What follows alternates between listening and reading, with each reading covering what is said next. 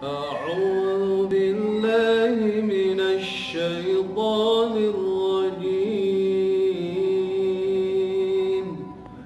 بسم الله الرحمن الرحيم الحمد لله رب Hamdan wa syukran lillah ala kulli ni'amil ladzi unzila alaina wa hadaina ilal islam wa hadaina ila siratihil mustaqim. Ashhadu an la ilaha illallah wa ashhadu anna muhammadar rasulullah, amma ba'du. Para sahabat pecinta ilmu yang dimuliakan oleh Allah subhanahu wa ta'ala, syukur kita kehadirat Allah atas segala nikmat yang diberikan hingga kita masih bisa melaksanakan segala taklif yang disyariatkan.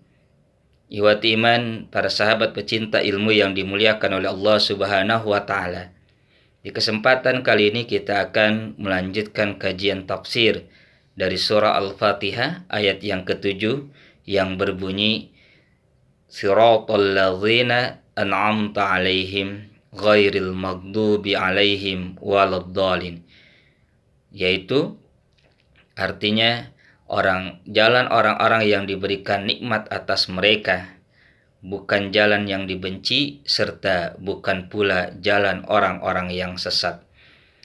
Ihwati iman, para sahabat pecinta ilmu yang dimuliakan oleh Allah subhanahu wa ta'ala, di ayat yang ke-7 ini merupakan penjabaran dari ayat yang ke-6, di mana kita meminta agar Allah menjaga hidayah, agar senantiasa kita berada di jalan agama Allah, di jalan keislaman. Maka Allah mengatakan yang disebut dengan jalan keislaman, yang disebut dengan jalan agama Allah adalah jalan orang-orang yang diberikan nikmat. Siapa mereka yang diberikan nikmat itu? Ibnu Abbas mengatakan humul mu'minun, mereka orang yang beriman. Sedangkan Abdurrahman bin Zaid bin Aslam mengatakan hum an-nabiyyu sallallahu alaihi wasallam wa man ma'ahu, mereka itu adalah Nabi sallallahu alaihi wasallam dan orang yang bersamanya. Dalam pentafsiran yang lain dikatakan yang disebut dengan orang yang diberikan nikmat adalah humul muslimun, orang-orang yang muslim. Maka berarti kalau kita melihat dari penjabaran penafsiran ini, mereka yang disebut dengan orang yang diberikan nikmat itu adalah mereka yang menjaga keimanan, mereka yang menjaga keislaman, dan mereka yang senantiasa berada di jalannya Nabi Muhammad sallallahu alaihi wasallam. Hal ini senada dengan apa yang Allah sampaikan dalam ayat yang lain dalam surah An-Nisa, yaitu yang berbunyi wa may yuti'illah war rasul faulaika ma'allazina an'amallah. Barang siapa yang taat kepada Allah, taat kepada Rasul, maka mereka itu adalah bersama orang-orang yang telah Allah berikan nikmat. Siapa? Minan nabiyin, dari kalangan para nabi, wassadiqin, dan orang-orang yang sadik, wasyuhada, dan para syuhada, wassalihin, dan orang-orang yang salih. Karenanya kalau kita melihat penuturan dari ayat ini, Allah ingin menampilkan yang disebut dengan nikmat di sini adalah bukan nikmat duniawi. Sebab kalau diukur dari kenikmatan duniawi, para nabi banyak yang dalam keadaan kekurangan, bukan orang-orang yang kaya kecuali Nabi Sulaiman dan Nabi Daud alaihi salam. Orang-orang yang shadiq terkadang mereka harus berjuang mempertahankan agamanya dengan mengorbankan harta dan jiwanya. Para syuhada bahkan mengorbankan nyawanya di medan perang. Orang yang salih bahkan rela harus kelaparan demi menanggung beban keimanan dalam diri mereka. Artinya di sini nikmat yang disebut dengan nikmat itu bukan nikmat duniawi, tapi nikmat berada di jalan Allah. Karena tidak ada kenikmatan yang paling abadi, kenikmatan yang paling hakiki, kecuali kenikmatan dalam taatnya kepada Allah subhanahu wa ta'ala. Orang yang merasakan nikmat dalam taat, nikmat dalam ibadah kepada Allah adalah orang-orang yang berada di jalan yang lurus. Mereka itu yang akan siap beristiqomah dalam mempertahankan keimanan, dalam mempertahankan agamanya, walau apapun yang terjadi. Kemudian Allah juga memberikan sebuah penjelasan yang lain.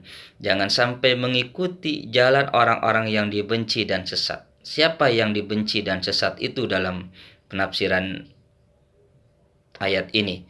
Al-Maghdub, ahli tafsir ada yang mengatakan al-Yahud, sedangkan ad-dhalin adalah orang-orang Nasrani. Kenapa orang-orang Yahudi dan orang Nasrani disebut al-Maghdub dan ad-dhalin, sehingga kita tidak dibenarkan untuk mengikuti langkah mereka? Karena orang Yahudi, mereka dibenci oleh Allah karena sifat perbuatan maksiat mereka, sifat perbuatan berlebihan mereka, serta mereka tidak mau untuk saling mencegah dari terhadap perbuatan kemungkaran.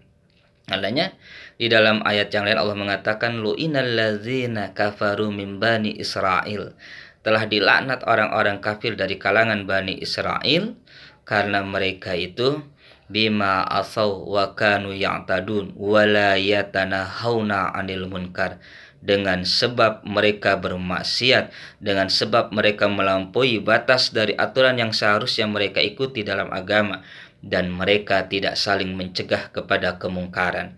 Inilah dibencinya orang-orang Yahudi. Kita jangan sampai mengikuti terhadap jalan yang seperti itu. Allah menginginkan jalan mereka itu adalah jalan yang harus dijauhi dan dihindari oleh kita. Jangan sampai kita bermaksiat, jangan sampai kita melampaui batas terhadap batas yang telah Allah berikan dalam aturan Al-Quran dan As-Sunnah. Juga jangan sampai kita meninggalkan amar ma'ruf nahi mungkar, karena perbuatan itu perbuatan yang dibenci oleh Allah. Dan kenapa orang Nasrani disebut oleh Allah sebagai orang-orang yang sesat? Karena mereka itu beramal tanpa ilmu. Ketika para rahib, para pendeta mengatakan A, mereka ikuti tanpa mengetahui landasan dalilnya. Ketika para rahib, para pendeta mengajak mereka untuk melakukan ini dan itu, menyembah ini dan itu, mereka lakukan tanpa mereka ketahui dasar ilmunya. Maka terhadap hal ini pun Allah menginginkan kita jangan sampai seperti itu, mengikuti orang-orang Nasrani beribadah tanpa dasar ilmu. Karenanya carilah ilmu agar kita tidak tersesat dalam ibadah. Kenapa bisa tersesat dalam ibadah?